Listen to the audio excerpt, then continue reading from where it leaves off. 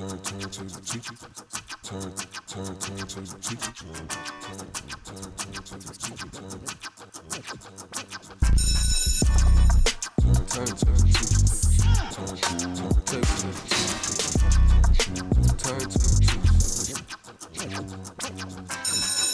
And welcome back. I'm Mike with the Turntable Teachers, and class is back in session, here for another guest speaker episode at Nowhere Studios, and I am joined by our lovely guest for the evening. Amanda Shea is back for her sophomore episode, her first one in person. I'm excited for this one because we had to do the first one in COVID over Zoom with, technology coming in and out. Absolutely. Which was still dope, though. Yeah, I thought that was one of the best. I thought that was one of the best interviews to date, top five. Okay. So, for real. Well, hopefully we can top it today. You want to top your top five? Hell yeah. Okay, I'm not mad at it. I like that. I'm evolution. trying to level up. I see. I'm trying to level up. I see that. And you are back. I mean, of course, if you get, like we just said, if you want to obviously listen to that first episode, go back and listen to that. That was a phenomenal one. We talked a lot about, obviously, your background in being a spoken word poet, and we talked an artist, and we talked about performing and mental health and education, because you're also a teacher. I mean, I called you this last time, just a jack of all trades. And I feel like since you last came on, you've done even more since then. So speaking of leveling up, Thank you, incredible. Mike. And you are the first, this is actually pretty cool. You're the first guest that we've had not only on Zoom, but also in person as well. So you're the first. You see, first sophomore we live episode. for first. Can we get a hand clap? Yes, yes. SK right on cue. I love that. Amazing. I'm honored for both of those things. One, that conversation was so dope, and I think even my internet was being janky. My Wi-Fi was Wi-Fiing. It's okay. But to be here in person and the studio is gorgeous. I'm excited. I'm ready to talk about mad different things and have a lot of Kanye moments. And now you get to see it in person. In the flesh, right? Absolutely. But of course, I've seen you perform. That is the one. But we didn't really know each other then. That was a different time, obviously, which we talked about the first time. So typically, and I've restructured the episode since you last came on. I've restructured the show slightly. I saw. Oh, good. Oh, she's prepared. I love it. Yeah. So obviously, with these episodes, we do what we call the first segment is the objective, where we get to know you a little bit. But since we already did that last time, we don't really need to kind of go to those formalities and sort of get the background. They can just listen to the first episode and get that if you need to. So let's get subscribe. Oh, thank you. Nobody ever does that. Subscribe to their channel. I should do that, honestly. So you were on the show a year and a half ago, obviously, a little over a year and a half ago. And I mean, you've had so many things happen lately. You've had your Navah Conversations dropped, your first song on streaming platforms. You were part of Come to Pass. I mean, I wrote so many things down. I can't even keep them all up here. You performed at Berklee College and various festivals. You've hosted songwriter circles and workshops at MIT and Emerson. The list is just on and on. And I'm just curious, over the last year and a half since we last talked, what for you, out of everything I just said, we'll talk about the song and Come to Pass in just a little bit. But in terms of some of the experiences you've had over the last year and a half, since obviously we were in COVID the last time we spoke, that's kind of faded a little bit. So for you, what's the last year and a half been like? What opportunities you've had lately that have really stood out? I mean, some of these, obviously workshops and festivals and performing. Talk to me about some of these things. Oh my God, a year and a half ago. Why does that feel like forever ago? It feels. I looked it up because I was listening to some of that episode earlier today because I was curious, what did we talk about last time?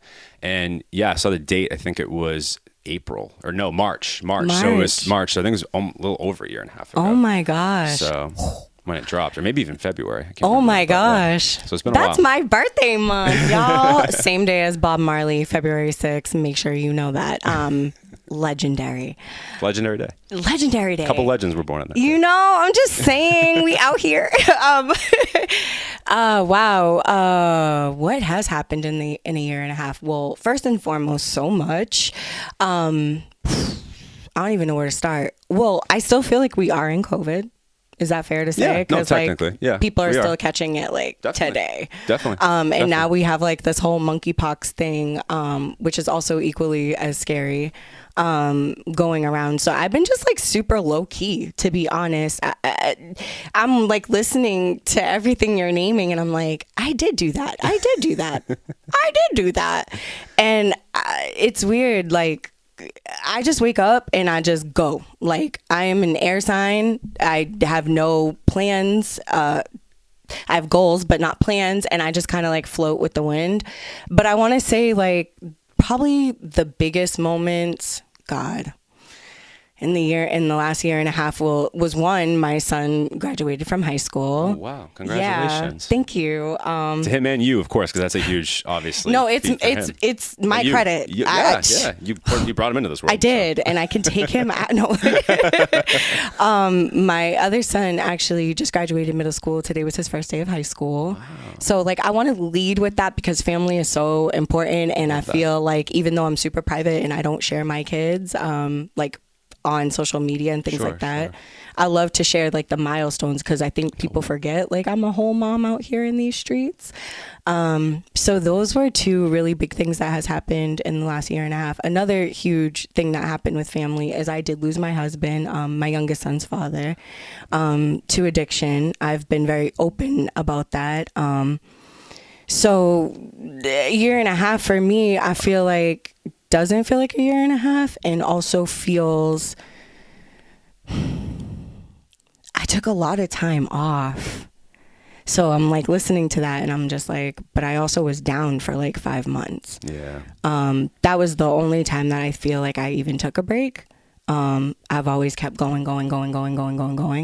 But that like stopped me. I couldn't move. I was just like, I don't care about anything else that's going on right now. Like, I just want to put everything to the side.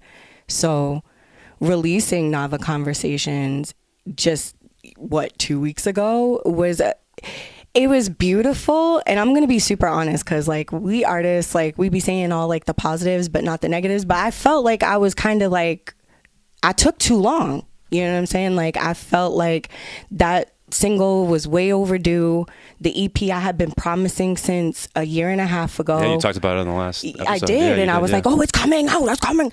And I had all this stuff, but what people don't understand is like outside of like the beautiful things we get to do in the workshops, we get to facilitate, and the open mics we get to host, like we still have a whole other personal side to us. Absolutely. That we may or may not show. And when that happened for me, I was just like, yeah, it's time to take a time out and isolate. And you learn a lot in death. You learn a lot in the grieving period.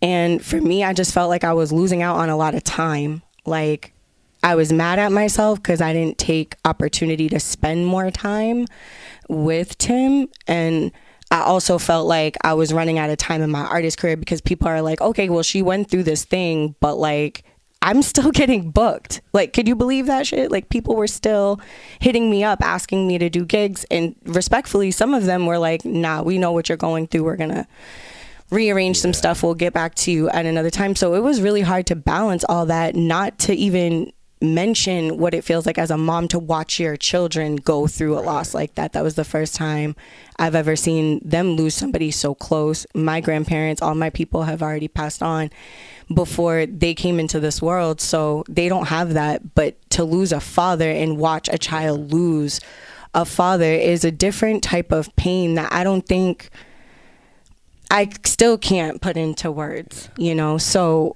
I had to sit the fuck down. And I had to process. And I lost a lot of people along the way, too. I ain't gonna hold you. And I also gave up a lot of art in the process, too. Like stuff that I just felt like didn't resonate with me anymore. Certain pieces that I was performing that I was just like, this isn't who I am. This isn't what I want to represent. And I had to really go internally in for a long time. At least that's what it felt like. But I had really good people around me and really good tribe.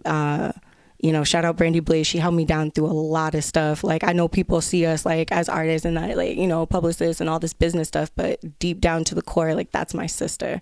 So she had to watch a lot of that stuff too. So it was just a lot. Like, I feel like being a publicist, being a host, being a creative,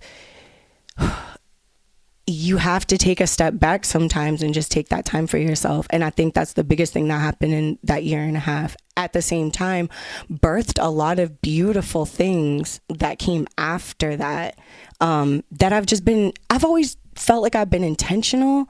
But like now I'm just like, if it feels good in my spirit, I'm definitely doing it. If it's bringing community together, like in positive ways, and I can ensure as much as possible safety, like I'm for it. So absolutely. MIT was one of those beautiful opportunities that I got to have. Berklee, holy shit. Yeah. I performed with Alan fucking Kingdom. Like, BAMS Fest over the summer. Well, yes. I was able to join Paul Willis and his entire like ensemble. Shout out to the band. At BAMS Fest, I was on Boston While Black's first annual summit. Like, I've done some pretty cool shit. Like, yeah. And then roughly a year ago, you were named by oh my god, what was the publication now? I can't remember. WBUR. Yes, you were like one of the 25 top. They claimed top. Was it artists transforming the landscape? That's what it was. Yes. And yes. I saw that earlier. Actually, a couple days ago when I was preparing for this. But yeah, no, I was like, I'm not surprised, obviously, because you definitely deserve it. But I was like, oh wow, this is such a great, obviously accolade for you. Just another one to kind of tack on there. But no, so I want to backtrack a little bit and say, obviously, like my condolences for your loss, and like that is. But you're absolutely right in that you, as creatives, I think sometimes we forget that even like some of the people that are at the tip top of the creative world, like we're all human beings at the end of the day. Like we're all going through human stuff. Like we really are. Like I don't want to compare it necessarily, but I had a moment like that since we last spoke fully too, where like, and I was pretty candid about it a little bit after the fact, but I felt it was important to be candid about it. And that was when I've talked about it a few times on this podcast. And I had a whole episode about it where, I was going through a lot of things in my life, really struggling and with various things. And then, like had a seizure and just like in the woods, like camping. And thank God I was, around some, like you said, people that are in your tribe. Like I have a tribe too, like we all do. And, they were luckily like did the right thing and just tried to get me awake and rush me to the hospital. And like, it could have been so much worse than it was. And I felt like for me, I don't want to be dramatic and call it a near-death experience, but it could, if I had been by myself, like things could have went south. Like I could have maybe not been here. And, it just gave me a whole new perspective on so much. And I took time off. It was at the start of last summer. I took 5-6 months off anything creative at all. I remember. I couldn't even get myself to even sit in my home studio. Yeah. I just couldn't. And like, it was really just, I'm even getting a little emotional talking about it, but like, it's just that time was so important at the same time because it got me here. And it's crazy because since I kind of took the time and came back, like I feel is the same as you. Like I feel from pretty much November to now, like roughly the last year, like we've had some incredible things going on. And like me personally, like feel like the creative side of things has just catapulted in ways in the last 10 months that maybe they wouldn't have if I hadn't have taken the 5 months off, 6 months off that were necessary for me to give my soul just like a break. Because we're cut from the same cloth in a sense that, we are just both go people. We spread ourselves thin. Absolutely. We do a lot of shit. Absolutely. Outside of this, I'm a teacher. I'm a basketball coach. Say that. I'm a significant other. I'm a son that, takes care of, my family. Like I have so much going on but it's because I love doing all these things. It's not because I have to. It's just because for me, it feeds, like you said, feeds your soul to do these things. It's purpose. But you gotta stop sometimes. Like there's gotta be that time where like you can only go 90 miles an hour all the time, right? You gotta take your foot off the gas sometimes and just give yourself that break. And like, but sometimes it's unfortunately like some of these situations, some things happen in life where it just puts you in that situation and you have to, like you're almost forced to. And so if you won't slow down, life will, God will slow you down. It will. No, you're something so will true. slow you down. Absolutely.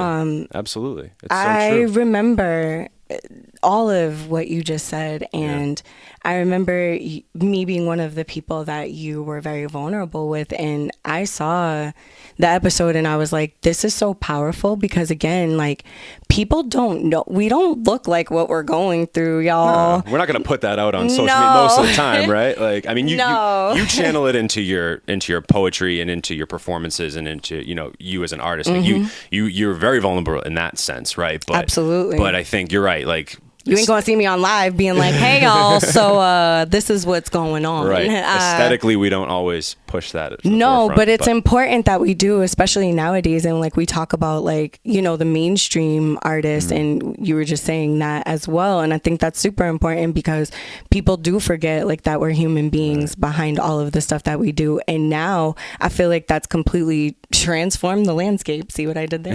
I feel like as far as like in the ways in which I think about creating art, the ways in which I perform my art, in the ways in which I go about just making sure I spend quality time. Like I used to be so pressed, and I love doing all the things that I do, but I would also overcompensate because I always felt like, there's going to be no time to do this, or, ageism is a thing in this industry, like, all these things and all this pressure. And what I realized in sitting down and being still, and also just by Tim's beautiful legacy, is that we have time. Like, what are we rushing to do?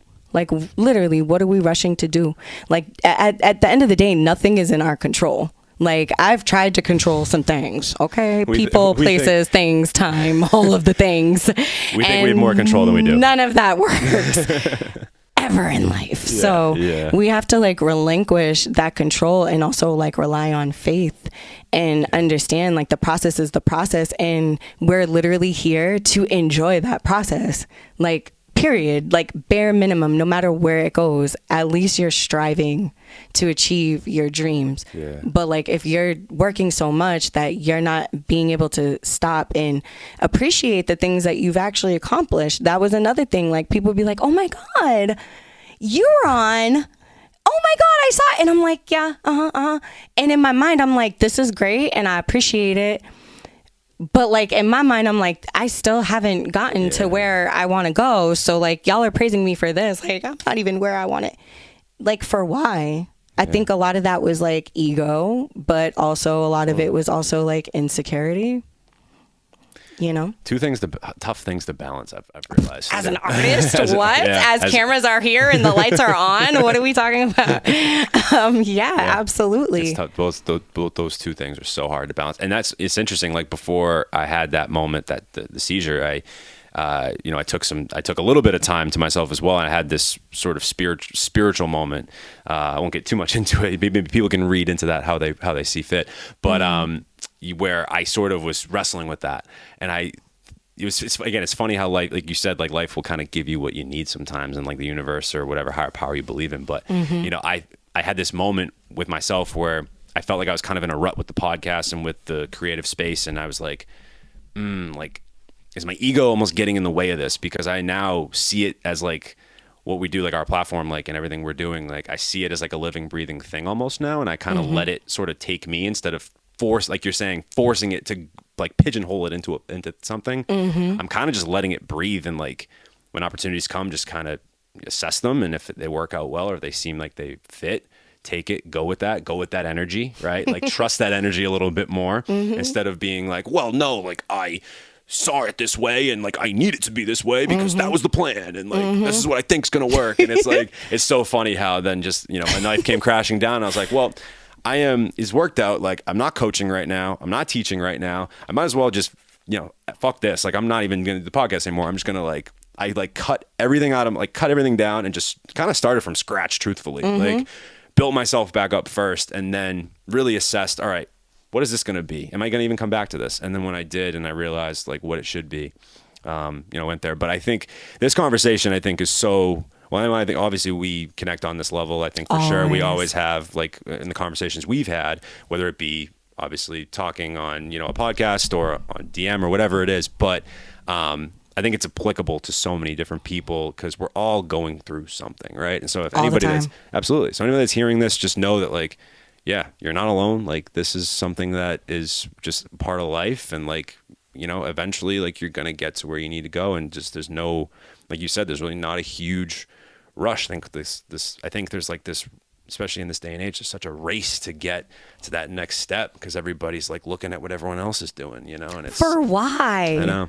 Just drink your water and mind your business. Drink your water. We're always run constantly your own race. right. We're always like looking at each other as competition, or like we got to get to where this person. It's like nah, like be cool with like what your journey look like, because it ain't gonna look like somebody else's, and that's the beauty of your own life, like you being here. But I also noticed like a metaphor in what you just said, and when you was like, oh, I wanted it to be this way, I kind of just like broke it down and then like rebuilt, and it reminded me of like a house, and it's like, yo, sometimes you have to destroy certain things to build anew. That's just how it works. And I think as artists, sometimes we get stuck in like the mundane of like what we envision it as opposed to just allowing things, like you said, to just flow.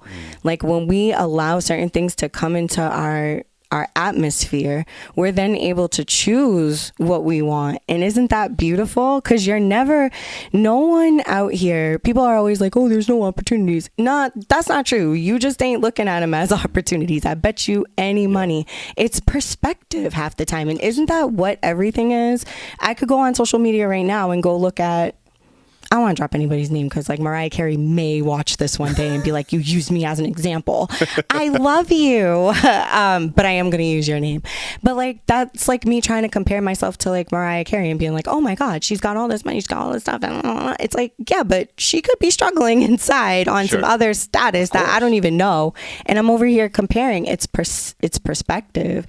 It's also like sometimes like, even with me, sometimes I have to check myself because when we're in a very small city, so like when a lot of people start to get to know you, it's really easy for you to develop an ego if you did not have one before, let me tell you.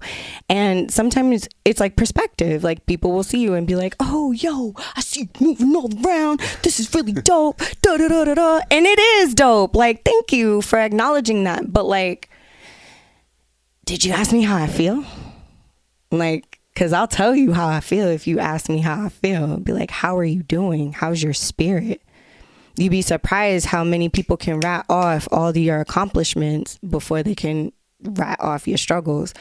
And for me, I just want to be a walking like image of both of those things, because life is beautiful, but it can be very fucking ugly. And I went through some really ugly shit, and now I'm in a really beautiful time, but that doesn't mean that I might stay here for the rest of my life. I could go through another ugly stage, and I have to be comfortable. Absolutely. Definitely. I should say definitely will. Well, I'm also hard-headed, so I be learning my lessons a couple times. But I'm growing. But that's just how I feel about things. And I think the last year and a half has taught me a lot. I think if you take a look at some of my interviews before and you compare it to now, like I see the growth in myself alone, just how I talk, my demeanor, the way that I'm confident when I say what I say, because I said what I said. Back then, I was a very insecure, didn't want to call myself an artist, didn't really know what I was doing, but knew what I was doing, was feeling, but felt performative when I was performing. And I never liked that feeling, and looking at other people and seeing the ways in which they did it, and thinking if I needed to be a slam artist as opposed to a spoken word artist, because I haven't seen anybody around me, at least as of at this point yet, that I felt like had a career I could follow. And I was looking so much to follow as opposed to just lead my own life. Exactly. And now I'm like, damn, like I totally see it. I can understand why I also lost people too, but I'm happy where I'm at. But yeah, being an artist now is extremely more difficult, because I'm like, if people are waiting for stuff from me, they're going to just keep waiting, because now everything is about me. That sounds so egotistical, but it is. If it doesn't sit right in my spirit, it's not getting released. I don't allow any pressure or, damn, I heard this poem 10 times. Well, you gonna hear it for the 11th. I don't allow that to move me anymore. Like, I used to be so concerned and caught up in like what I thought people wanted me to be, as opposed to just existing. I think that's just so beautifully said. It's like, I couldn't have put it better myself. And I think it's really something that a lot of people should hear. So I hope that people are tuning into this and that anybody that does hear this is as inspired as I am right now, because I just like fully believe it. Like, it's so true. And like, for you to get to that place, I think there's a release for that as well, almost like for yourself, for your spirit, for your soul, like just to release that. And like, I always appreciate you coming on here and like being vulnerable and being transparent, because like that like makes for the amazing conversations. Like, that's our really relationship. So really I appreciate you for making me feel safe, and also like seeing me for me. Sure. And outside of just this, because we talk on the side. Yeah. He said DM. Sorry. We do be in the DMs. We do. Well, and it's my apologies for not asking you how you were feeling to start. So you're so sweet. So next time you come on, that'll be the first question. No, but we asked each other before I got here. That's fair. But I love that. That is fair. I could talk about this all day. I do want to move on to the main lesson, though. I want to, obviously, now we're going to talk about some of the accomplishments we got. The two main things that we definitely need to talk about. The first one being Navah Conversations, because that is just, I think it's beautiful that you put that out there into the world, and just, again, same thing, how vulnerable that you are in your art. And, so obviously that anybody that hasn't heard it, it's really just, it's a beautiful spoken word poem over some very light, instrumentation. And you're really, again, talking a lot about, relationships and toxic relationships and how they affect you, and how, a toxic relationship can then affect potentially the next one that you're in, and sort of that push and pull of, hey, I want to almost leave before you hurt me, because I think you're going to hurt me. And I think they're so relatable for so many people. And I lived in that space for a very long time, so I can totally relate. Not there anymore, thankfully. Good. But I'm glad. I've moved on from that part of my life. That's but beautiful. It is. It's a great place to be. But, I was living there for a while, and it was somewhat torturous, truthfully, and self-inflicted in a lot of ways. Oh my God! So, and I know last time you came on the show, you talked about how many times, how many poems you've written and how many ones you've performed, but then there's so many you've written that you didn't want to perform or you didn't want to be put out there, and that, again, that sort of dichotomy there. So, and then of course this is the first one you've ever like recorded and actually put out on Spotify, Apple Music, Tidal, wherever you get your music. That's linked in the description. But like, what made this one in particular be the one? I guess would be my question. That was like really what I was curious about the most with this. So, because we're here and it's gonna drop in November, it's funny how you said November, because that's kind of like where my life took a turn to, November 5th. Huh. So it is gonna come out in November. Navah Conversations. It literally is exactly how it's titled. I was literally having a conversation with Navah the Butterfly, another fellow poet in the community, and we were talking about my last relationship that I had just gotten out of that was completely just unhealthy and toxic for the both of us, honestly. And I remember having this conversation with her, and I was on my porch. It was probably like an hour and a half, low-key, high-key. And every time I would say something, she'd be like, yo, that's a bar. Yo, that's a bar. Yo, that's a bar. And if anybody knows Navah the Butterfly, you know that if you say something, she gonna be like, that's a bar. So she kept saying that, and she was like, why are you not writing this down? And I'm like, girl, because we having a whole conversation, like, I'm not there. And she was like, nah, you should write these things down and try to revisit them when you can. And if you can make them into a piece, you should, because what you're saying people need to hear. And it was basically just me being like, taking accountability for my shit. Like, I was such in a space of just like blaming all of my partners for being like shitty or being like selfish or narcissistic. Like, I was labeling these people like they were bad, when in reality, like, I never looked at myself as being toxic or unhealthy. And I really had to dig deep after my last relationship and look at what I was shown. And I'm like, well, shit. Well, no wonder why I think like abuse is okay, because like I watched my mom throw pots and pans and lamps and glasses and dishes at my dad.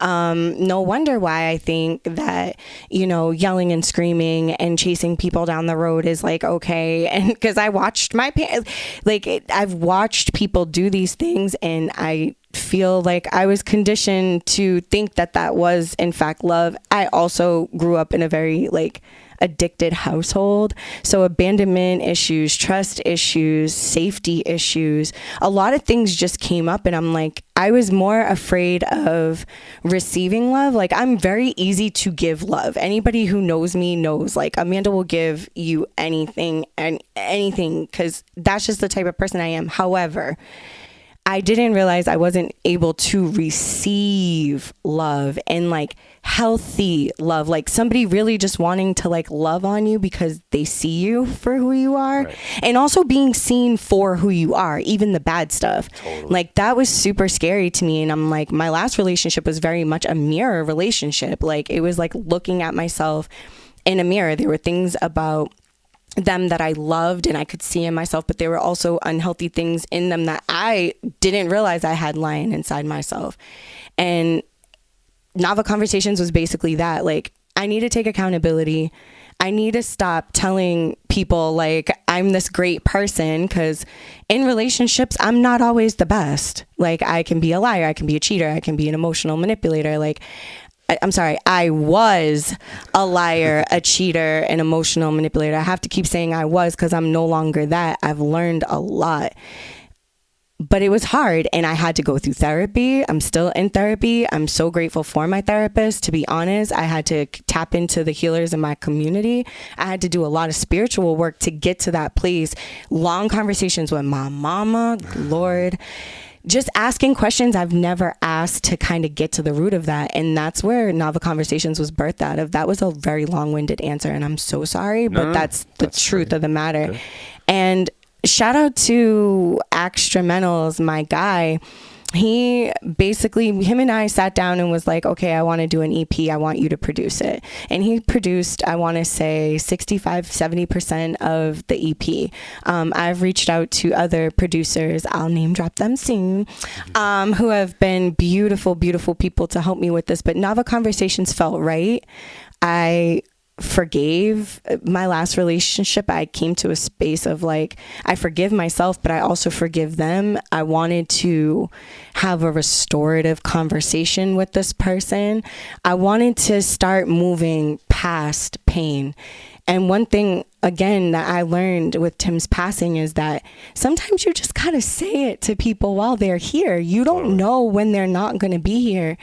So with that being on my heart, I said, you know what, I want to put this out in the world. This feels right now.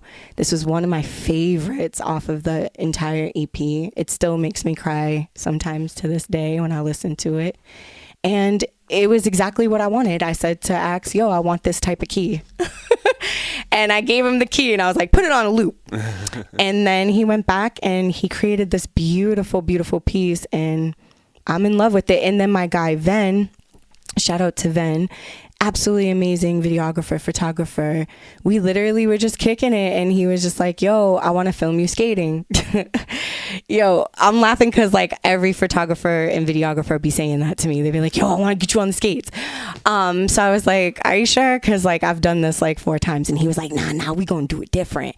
And I was like, all right, bet. That whole day was so dope. Like, we went to the Arboretum. I started skating for a little while. We ran into this gentleman named Dan. Hi, Dan. We ran into this gentleman named Dan. He had like this floating like scooter thing going on. So we asked him if he could be in the video, and it ended up looking like a love story. Like, we had just met that day. And then he had we had left, he did his part, and then he had left. And then when we were leaving, I see him with my other photographer guy, and he's like, yo, I'm trying to learn from my boy, can you be my muse? And we ended up taking photos there. So it turned into like a photo shoot, video shoot, plus I had a performance at Bridgeside right after that. So he caught all of that footage, and that's what you see as Navah Conversations, and it's not the whole song. Really? Yes. If you stream it on Apple Music, Spotify, and iTunes, it's like 2 minutes and 38 seconds, but the video is only 1 minute and 1 second. Oh, okay. All right, I see what you're saying. Yeah, because I've only listened to it on, I saw the video, but I've only listened to it on the streaming platform. If I told you there's a whole different music video to that song, like there's a whole different video, to Navah Conversations. That wasn't even the real video. That's awesome. Well, I love that story of just how it, like you said, how it birthed, and I think, for you, that transformation and that transformative moment, it's very, I think, symbolic for this to be the one. It makes total sense for you to feel like that's that part of yourself you've sort of buried and like forgave yourself. I think too, you forgive other people for sure, but you got to forgive yourself as well. Like, you know, and I think that's amazing. Like, it's funny that we're very mirrored because I had kind of a similar situation about a year ago too, where like I had, you know, I would say like a relationship that fell apart. I don't think it was. I think for a long time, I don't think, looking back on it, I don't think there's anything necessarily she did wrong, but like I got heartbroken, like real bad, like my first real true love, you know what I mean? My first one. And like, I think it was tough for me to like grasp onto that. And I think she meant well, but she was going through things too. Like we both were, it wasn't toxic necessarily because there was love there, but like there was just a lot of things we were both going through at the time. And I almost felt like I thought of it as, oh, we're both going through a lot. We're perfect for each other. But it was actually the opposite. Like you're saying, you're trying to trauma bond, it sounds like. Exactly. Versus instead of, hey, we're not actually, like, we're both going through some things we got to like figure out. Grow separately to then grow back together. Right? Yeah. And it didn't end up happening that way. But like, I think we've stayed in touch. We've stayed friends. And I think that is important because we were friends before as well. So I think that was, you know, I think eventually a couple years later, I kind of just, like you said, I actually reached out and I was just like, I want to let you know, like, I understand. And like now, and I forgive you and I want to like move past this. And she was like, that's amazing. And like, again, we're cordial now. And it's great to feel that, you know what I mean? Not feel that burden anymore of it and just be kind of rid of it. Because it's a weight. It's like, a weight. It's an invisible string. I think Jessie said it best on Old Soul, Young World, where she was like, it's like having a visible string and it's tied around your heart and it's tied around the other person's heart. And even though y'all are separated and distant, if anybody tugs on that string, you're still going to feel it. That's how energy works. And that's how ties work. People think it's just like a physical thing. It's like, oh, out of sight, out of mind. It's like, that was very toxic with that. I'd be like, it's out of sight, out of mind. That's not true, because you can have a sense of smell, go to a place, certain song, whatever it is, and be triggered by that person. Exactly. So it's an invisible weight when we don't make amends. And I'm not saying go and make closure and amends with everybody, because sometimes it doesn't work like that. Sure. But if you feel that in your spirit and enough time has gone by, like it sounds like with you, why not? Yeah, and it was releasing for me. No, and I completely agree. That's not to say that every, you know, relationship or friendship that falls apart needs that closure. Sometimes that person's like, I can't be around you anymore. It's just not working for me. But yeah, I felt like there was a point in time where I felt like, you know what, I feel like I'll feel better if I do this, and I did, and I was able to move forward, and I'm in a better place now because of it. I love that. So I really feel that way, and so that's why I related to it a lot from that standpoint. And like, yeah, I grew up with a toxic, watching a toxic relationship as well with my parents. So I can relate to a lot of that stuff, and it's definitely impactful for me.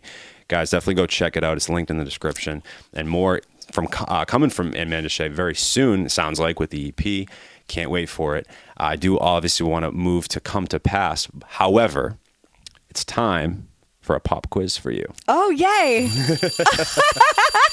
I love it. I hear the bells. Okay, the bells. Let's go. School's in session. School's in session. You know how it works. You know how pop quizzes work. I do. All right. So, very simple. I'm going to ask you a series of questions. Answer them to the best of your ability. Some of them might make you laugh, I hope. Anyway. I'm nervous now. First one's going to be, I'm going to just touch a softball. The next few will be okay, cool. So I know you've done some touring. You've been around a bunch of different cities, New York, Chicago. I'm probably missing a bunch. I know you're traveling very soon as well. Yes. And thank you for making the time for this, because I know you are about to be traveling right after, like literally tomorrow, I think. Yes, right? yes. So, you traveled a bunch of different places to perform besides Boston, or, obviously because this is your hometown. Like, what's your favorite city you've either been to or like performed in, and why? Boston's not my hometown, but I've been here. No, everybody thinks that. I've been here for like 17 years, and I carry it on my back. Yeah, we did, but it's okay. But it is like my hometown. Sorry. But I'm not from here. Sorry, this is where you're for the real Bostonians out there. They're like, Amanda's not. No, I got y'all. My favorite place. Oh my gosh. Wait, you said performance though, not to you said performance. We'll say both. Place. All right, so I'll restructure it. Favorite place you performed, and then just like favorite city in general. Okay, favorite city in general that you've been to.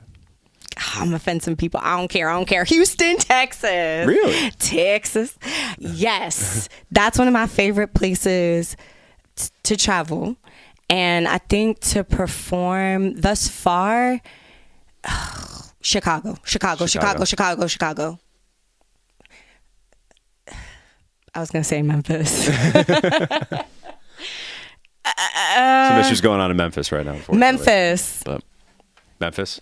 I'm sticking. Tennessee's tight. I mean, I like Nashville's a lot, but I haven't been there Nashville's yet. tight. So I want to go. Really cool.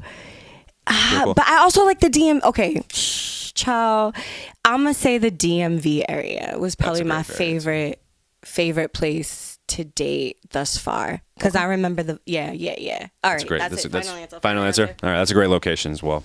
Yes. I love. Yeah, I was just actually recently in DC. I love it. Love there. Great location. Great city. So I recently, a friend of mine reached out to me, like, the teacher friend, and he lives in the Cape, and Cape Cod, and right around the last week or so of summer, he hits me up and he says, "Oh, you want to go there's this long 12, 13 mile bike path in Cape Cod." He's like, "Oh, you want to go on a bike path and go to the beach or whatever, off the bike path?" And I was like, "That sounds great. I haven't been on a bike in forever." And it was very easy. I was able to get back on the bike right away, but I forgot almost the freeing innocence I felt riding a bike, and just how it kind of brought the kid in me again. I see where you're going. It brought me, and it brought me back to when I would come home from school when I was in middle school, and I'd jump on my bike and I'd go hang out with all my friends, and we'd ride around the neighborhood, and it just brought me back to that point, brought out the kid in me. And so, is that for you what rollerblading is, or is there a different reason why you've now become? Have you always rollerbladed? Because I feel like that's not a recent thing, but I feel like you've been posting it a lot more recently over the last I'd say year and a half, 2 years. So I'm really sad because I have not roller skated in 8 weeks. I'm counting. You've been counting. Yeah, I've been counting. I've been extremely busy and I miss it super bad. But yes, that is exactly why. So roller skating again, I just had a really shitty last couple of years. I ain't gonna hold y'all. I said some stuff in the last interview, last episode as well. But yeah, I thought to myself, I don't like exercising, honestly. I used to enjoy it, but I don't want to go to the gym. I love the outdoors. What are some things that I did when I was a kid? And one of those things was gymnastics, but I have an injury in my neck, so I can't do that. So I was like, what's the next thing? And riding a bike was cool, but I was like, in Boston, not so much. So I was like, yo, roller skating. And I ain't gonna hold you. I fell so many times. So the skating videos are cute. I can't skate at all. The videos are cute. Everybody's like, "Oh my God, you're so great," and I'm like, "You don't see me fall though." And you only see the good parts. You only see the good. I edit. I'm good at editing. But also, in all seriousness, I have so much respect for roller skaters in general, skating period. To be able to do the footwork, to do some of the moves, to be able to stop with no brakes on the front of your soles or the back if you're rollerblading. I don't rollerblade, I roller skate. But the stoppers, I have just a tremendous amount of respect because I understand what it takes to be able to do that. I'm not exactly there yet. I am still working on that, but I used to do it all the time when I was a kid. I was very athletic as a child. So I just wanted to get something that I could do in my free time. And honestly, it was a challenge by my therapist, to be real. She was just like, yo, I think you should try to roller skate 30 minutes a day. And I was like, what? That's mad time. And she was like, no, it's not. Just try 30 minutes a day. Her 30 minutes, I'm an overachiever and I'm an Aquarius, of course. So I was like, I could do more. So I did an hour a day. And before I knew it, I was skating up to 10 hours a week. And I just felt really great. So I need to get back into it. It is getting colder outside, but Chez Vu's is still open, y'all. So come on through every Sunday. But yeah, that started healing my inner child. I ain't gonna hold you. Once I started remembering the things who I was as a kid, because we still carry that little kid around with us all the time, even though we try to suppress it. It is still very much alive. And I've always been like that in personality, as far as being silly and always just being just random, like all the time. But that like started making me feel like, yo, I never needed people, or I never thought about like the world judging me, or all these things that we think about once we start getting older or have fear. I used to think when I was a kid, I was going to be the president, a lawyer, all these different types of things. So yeah, I'm grateful for the journey. Honestly, roller skating brought me to a place I don't even think therapy would have maybe gotten me to as fast, to be completely honest. You got to feed that inner child, right? And I feel like I'm at this point now, as I've gotten a little bit older, and I'm not super old, obviously, but like, I feel like as I get older, right, I get more nostalgic with every year that goes by, I feel like, and I feel the need to like feed that inner child more than I had, obviously, like the last, maybe few years or so. So I feel like every year I feel like I need to do that more. So like, again, yeah, for me, the bike riding was that, because it just brought me back to, for you, I was obviously roller skating, but for me, like, was always jumping on my bike, going to meet my friends around the neighborhood. It was one of those situations, like, I'm still of the generation where, get home from school, drop off my bag, mom boot me out the door, like, come home when the streetlights come on. We didn't have cell phones. Like, I remember the days that called my friend on the house phone. Can I speak to George? Is George around? George would get on the phone. Hey, meet me at my bike here. And you just hope and prayed that George would meet you at that location when you said. That's it. And then when the streetlights got on and the sun was going down, you rode home, and that's just like what it was. Have you seen the viral video that's going around on TikTok right now with the two kids that are playing with the dial-up phone, like the house phone that we used to have? No, you have like to send it to me. Oh my gosh. So it's going around, and I've seen it, and it's so cute because they're like freaking out that a phone on the wall can like call their cell phones, freaking out. And I was just like, wow, like I'm old. Like I'm 1900s old. What a disconnect. I know. Yo, that's crazy. Facts. But to get to your point, like that's the generation I'm from too. So this new age, like this new age, like technology and stuff like that. Like I don't know who I would be if I had this type of upbringing. Cause like outside, we'd be like, we outside. Nah, we was really outside though. We really were. We was really outside. We really were all outside. day, every day. Like in the streets, playing manhunt. Like we really were outside. So. Yeah, no, same with me. Yeah. Absolutely. Yeah. I love it. Yeah, I had to ask about the roller skating. Of course. It was a necessary thing. No, thank you for the reminder too, because I need to get back on it. Yeah, thank that was you. good. That was the universe telling you to get back on those skates. It was. Go jump on them when you come back from this trip. Jump on it. So right now, are you over or under 100 plants in your house? Oh, I have 263. You're at 200 now? I am at 263. The last I heard, you were at 100 something. Yeah, no, 103, I think it was last No, it's 263. 263. Yeah. Are they all? They're all real? You like water all these things? Yes. You water them? It takes me 2.5 hours. Yes. And I give them baths. Like I ain't just like with the pot. Like y'all. I'm sorry. That sounded so bougie. Y'all are with the pot. No, I take my plant and I put it in the sink and I'm like, okay, babies, let's go. Water, wash, soiled. Like I actually watch the soil soak in the water, like the oxygen bubbles rising to the top. Like that's how you know your plant needs the nourishment. And then when the bubbles subside, you're like, okay, they're full. And then you put them back. Yeah, it's a process. You made that sound very therapeutic and like almost ASMR-ish. Like that was very. I was very engaged when you were saying that, because it's funny because like we have plants in our apartment. Like we probably have, I don't know, Carissa, what, 8, maybe 9 plants, something like that. We're in the minor leagues in comparison to you, and we like plants. Like there's always like my girlfriend Carissa loves hydrangeas. Like they're always in the house. Oh, those like, are so pretty. Yeah, they're great. Yeah, they're her favorite flower. And like we got some real, some fake, but like 263 all real plants. Like that's a commitment. You are dedicated. Oh no, I am plant mom for sure. Like no bullshit. And I propagate too. So I don't have to spend all my monies and all my coins on plants. I just make babies. I take baby plants from the grown-up plant, make the baby plant, and then it becomes an adult plant, and then we propagate again. Like you can totally do that. And also like golden pothos and green pothos out there for people who are like, oh my God, I wish I could water plants. It's the most easiest plant. Literally put it in some sun and like water it once a week. You're good to go. It'll give you the confidence to get more. Sweet. Yeah. So it's just like hobby for you, or just like therapy? Like what about like just the aspect of like watering plants and like creating this more life. Like what if for you, like what does that like do more for the life, soul? like Drake. Yeah, more like, yeah, exactly, like Drake. I thought I told you like this on the last episode, like, you know how like they put the emblem up in the sky for Batman?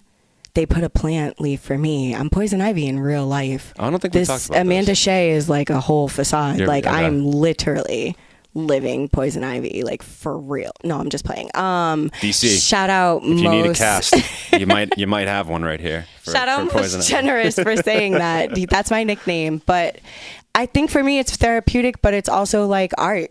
Like plants are beautiful and they produce really clean air, and they're gentle reminders that plants are like, we are a plant. Like all of our organs in our body resemble some kind of like nature life out here in these streets. You really think that was a coincidence? It's not. So I think like they remind me of me. Like when they're dehydrated and they're like wilting over, that tells me I haven't been home. So that means if I haven't been home, that I haven't been taking care of them. I haven't been taking care of myself. I ain't taking care of my stuff. So like that's a huge indication. When they're flourishing, I know that I'm feeding myself. Like my plants are literally reflecting how I'm taking care of me. That's by me not taking care of them or how well I take care of them, which is like people, right? Yeah. Like people will flourish if we give them words of encouragement and love and positivity, right? Yeah, totally. But they will die off if we're like, you're an asshole all the time, you know? You don't feed them. Oh, that's or you starve them of love, of food, of nourishment, of nurture. Huh. Yeah. Very interesting. It's going to be a whole poem one day, like this plant's I'm surprised there hasn't been one yet. Because I feel like it'd be cliche. We already had the sideburns, right? And like we need the plants. You forgot about that? I will never forget about that, actually. If you don't know what we're talking about, you got to go to the beginning, first 10, 15 minutes of the first episode, because that's hilarious. She had a whole poem about sideburns, my girlfriend connected to it like crazy because she's all, self-conscious about her sideburns too. It was like this huge talking point on the ride home. Yo. And that was before we knew each other. You knew Shout out to you and your girl, because I remember you telling me that story, and that's hilarious. I have not performed that piece. No, not since? No. Oh, good. I feel that makes me feel good. Actually. Nah, that's great because it's going into the book. Oh, it is? Yeah. It's going into the book. It's going to go into the book last time. Yeah, you did. The EP and the book are coming out this time in November at the same time. Let's go. Yeah, no, let's fucking go. Let's fucking go. JD, let's fucking go. I love it. That's amazing. Wow, this has been great. My last question on Pop Quiz, and then we got to talk about Come to Pass. Yes. Have to talk about Come to Pass. Explain to myself and the audience what 617 Peak is and how people support. Oh, 617 Peak, youth organization that teaches youth not only to amplify their voice, but also how to produce, record, release, and write music, poetry, and all things art. 617 Peak is absolutely amazing. You can follow us on IG. You could also send me an email if you're looking to connect with us at ashay@617peak.org. We have our own emails out here. And that's exactly what you can do. Please consider donating. We literally just made our goal of 500. We're at 550 now. Our next goal is 1,000. So anything you can contribute would be absolutely phenomenal. Everything 1,000% goes back to these kids. We were able to take them on a retreat over the summer, which was really, really dope. Also, the video of that is out too. We were able to throw our annual open mic this year as well at Hibernian Hall. We had over 260 people in the building, and only 10 of us were adults. All these kids packed this place out. But they also are performing everywhere else. The ICA, these kids are just super talented. So please follow and donate. Thank you for bringing that up, because we have kids 13 years old producing beats for some of your faves in the city. I ain't gonna say no more than that, but just know that's what's happening. That's incredible. We will link that in the description too. Yeah. Any dollar amount counts. Or 13, 14, 15-year-olds producing for some of your faves. That's incredible. I said what I said. I love it. That's incredible. So there's Pop Quiz. Thank you. Passed with flying colors. Hey! Thanks, SK, for the... Thank you, SK. I did good. You did very well. You did very well. Got to talk about Come to Pass. I'm so upset. I was literally away that weekend on a bachelor party. Missed the whole thing. Really upset remember, about it. but the bachelor party was like great. Yeah, it was cool. It was fun. But actually, no, I will say it was fun. I kind of deserved that, but like I can't be in two places at once. I'm sorry. I'm only one human being. Clone yourself. But I missed it and I was upset about it. So, but it looked amazing. I know John Glass, who's at Nowhere Studios, was involved in that as well. Shout out to John and Brandy Blaze and to Sean Taylor. Yes. And I'm probably missing so many people. Dutch You can Rebel, plug it. Axtramentos, Tim Hall. Todd Tim Hall was there Dunn. too. That's right. Tim Hall was our music director. Like, he's dope as hell. Super fucking crazy. He's so dope. Oh my gosh, I'm probably forgetting so many other people. Oh my gosh, I'm so sorry, y'all. I just drew a blank as soon as I said that. B. Dolan. Oh my God, there were so many people involved in this play, and it was just fantastic. Also, shout out to the Rockwell Theater who let us do 5 nights in a row. Crazy. Which is awesome. Crazy. Oh, shout out all the press that was in the building as well, like Vanya Land. I was about to say, yeah, Vanya Land. We had It's Lit. We had Let's Get Naked. We had Spark FM. We had Killer Boombox. We had so many people, Boston Compass, all different types of people. And shout out to them for writing about us and giving us, some really dope reviews. Wow, what can I say about that play? First of all, the cast is crazy. Like, did you just hear everybody I just named? Yeah, no, I did. Like, that was amazing. And just the fact Mo Pope. What the fuck? How do we What is wrong with me? Still gold. No, yes. It's like, it was amazing because I feel like it's so like, obviously musicals happen, but like for a musical like that and like have those types of people like yourself. Archetype. Oh, big shout out to Archetype. Love that's my guy.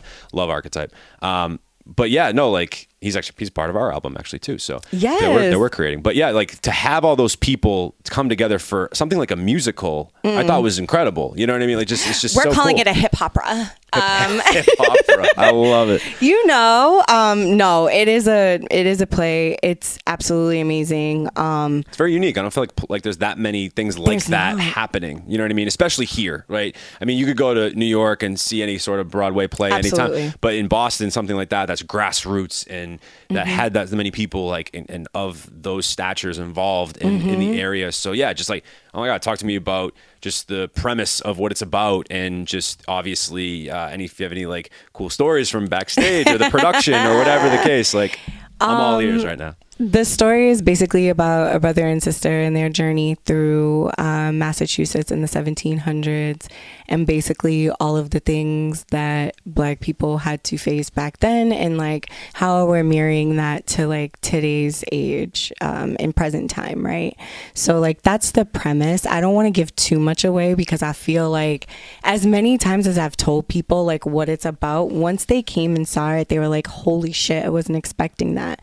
So I like that reaction to it because I feel like you're surprised. Like I have the synopsis of what I'm anticipating, but then when I get there, it's nothing that I thought I was going to be anticipating, which is super cute. It's just, oh my gosh.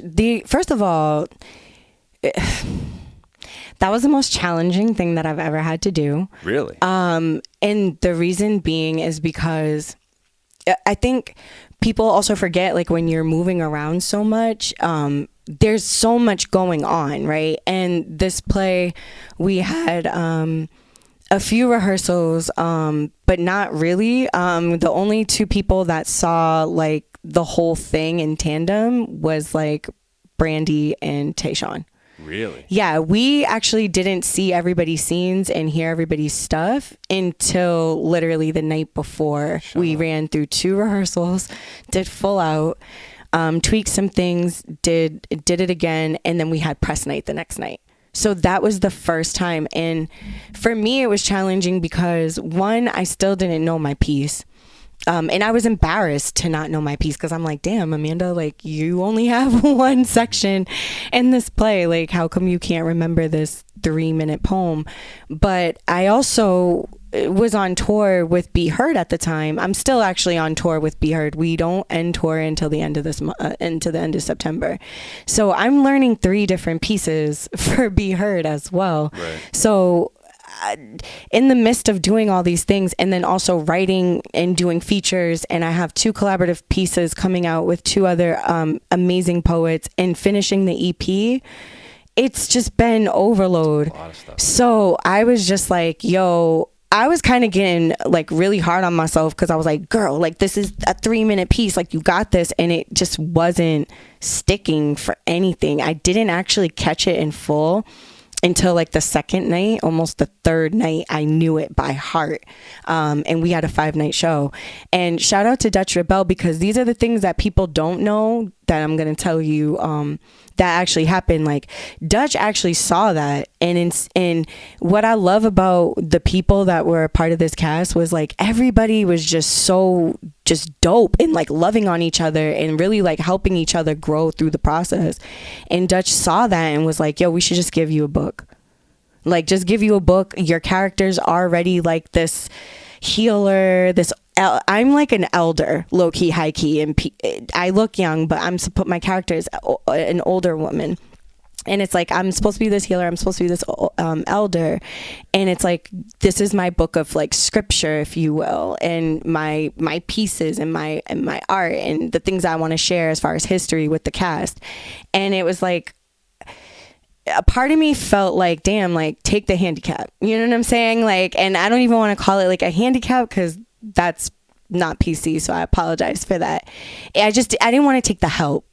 I felt like I could have came to the challenge, and I was putting all this extra pressure that didn't need to be there, and also kind of felt like embarrassed because I'm on this whole stage with all these people who know their stuff, who are in character, who are killing it. So yeah, I was a little defeatist at first, but then like, again, second night, third night, I'm just watching like the magic of all of us, because I'm like, again, we didn't see this or do this with each other until the night before these 5 shows. And I'm watching everybody give their all and just do it so gracefully. And I'm like, yo, I'm on the stage with like Mo Pope, Dutch Rebel, Axtramentals, Brandy Blaze, Tayshawn Taylor, B. Dolan, like Tim Hall, like Trap Beat Tranny. Like, yo, what? Like, girl, if you don't soak in this experience and have fun, these are all your friends, not only in real life, but these are also artists you respect and love in their own individual and collective ways, which is super dope. So I had a good time.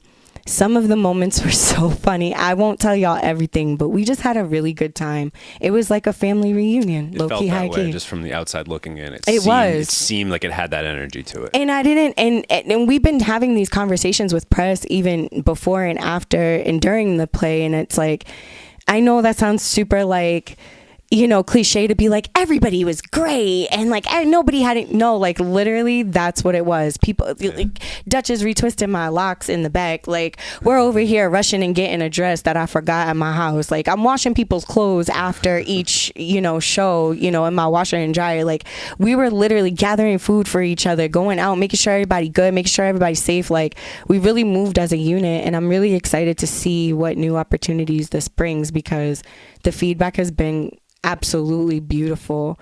And this was just a small piece of a greater production that people don't even know. And if you were there and were at the Q&As, you would know that. But for some people who didn't get to go, like, they would have no idea. But we had no props on this stage. Like, literally we had to use all of ourselves as the props, as the story, as the character. It was a lot, and it was dope. It was really dope. I'm so happy I was a part of that. Yeah, I was going to say, like, what an experience for you and everything you've done, and thinking like, oh, you possibly couldn't do any more. And then here you are on a musical as well.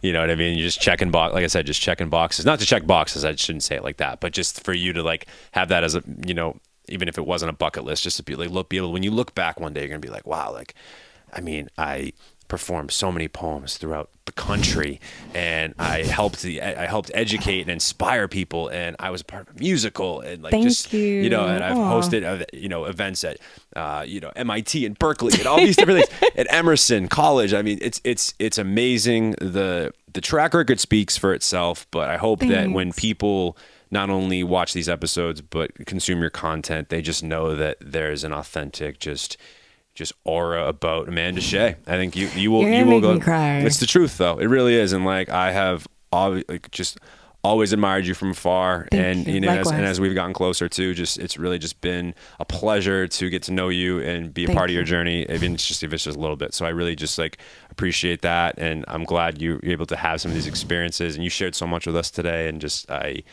thank you for being you. Mike. I appreciate you having me. Oh, you're the best. You're the best, Amanda. Seriously. This platform is the best. So just thank you for giving us the ability to come here and share our truths and tell our stories. Because without it, y'all wouldn't know. How would y'all know? How would they know? So thank you so much. You're welcome. You're welcome. Only thing left to do is just plug away. So anybody that's just, I mean, if you haven't come on to Amanda Shea at this point, you've been sleeping, but now you're here, so we'll let it slide. Plug away. Where can people find you? Obviously, you got the EP and the book coming out soon. So plug away whatever you need to plug. People stay sleeping on A Shea. That was a whole bar. Shout out to Jabs. That's my baby. But please, if y'all are not already tapped in, please tap into Amanda Shea all day. That's my Instagram handle. You can also find me on Facebook, Amanda Shea. That's Shea like the butter. For all my melanated peoples, please don't play me. That's SHEA. My website is super, super beautiful. Shout out to Mixtape Chip. It is a beautiful website. It's gorgeous. I can concur. Thank you. She did an amazing job. Nice. So hit her up if you need the plug, but it's www.amandashea.com, and just shoot me a DM. I'll be around. I'll be outside. Yeah. Yeah. Oh, in the poetry book and the EP. Stay tuned in November. It's gonna be dope. Cool. We're gonna have it's gonna be a whole listening session. You'll be there. All of the bells and whistles of like releasing a project. It deserves all of this. We are closing a chapter. I'm excited. And we're moving on. I love it. I can't wait for it. I'm excited. I will definitely be at that. And yeah, if you're a fan of Amanda, just coming on to us for the first time, you can follow us at Turntable Teachers on Instagram, TikTok. We're out doing the TikTok thing. You can follow us as well. Anyways, you subscribe to us. And Amanda already pointed out, if you haven't hit that subscribe button, you got to do that. Hit that subscribe button on YouTube, or if you're listening to this on Spotify or Apple or Tidal if you're bougie. And of course, make sure that you head to our website, www.turntableteachers.com. We got a great album contest that we're holding right now. We only got a couple of weeks left for that. So if you're an artist in the area, September 16th is the deadline, right? Well, now we've extended it to September 30th. So I have time. So there is time. There is time. You get to the end of the month. So get your submissions in. Submissions are coming in quick. We got so many amazing producers like Archetype and John Glass, who you've just heard earlier. We got Abstract Minor. What? We got D-Phrase. What? We got the roster's crazy. What? The roster's crazy. What? It's pretty wild. All the information's on our website. Hit it up there. We can't wait to get this thing sort of moving in the next phase. But yeah, it's a big deal. It's a big deal. We got big things going on. It's a big deal. It's a big deal. Anyway, but we're excited for that. But of course, before we get to all that stuff, Amanda, thank you so much for being here. This was a pleasure. I am so glad we did this in person this time. It's amazing. And I think this will be the last time. So Amanda's sophomore episode, everybody. And yeah, follow us and stay tuned for everything we got coming on. And as always, I'm Mike. This is Amanda with the Turntable Teachers, and class is officially dismissed.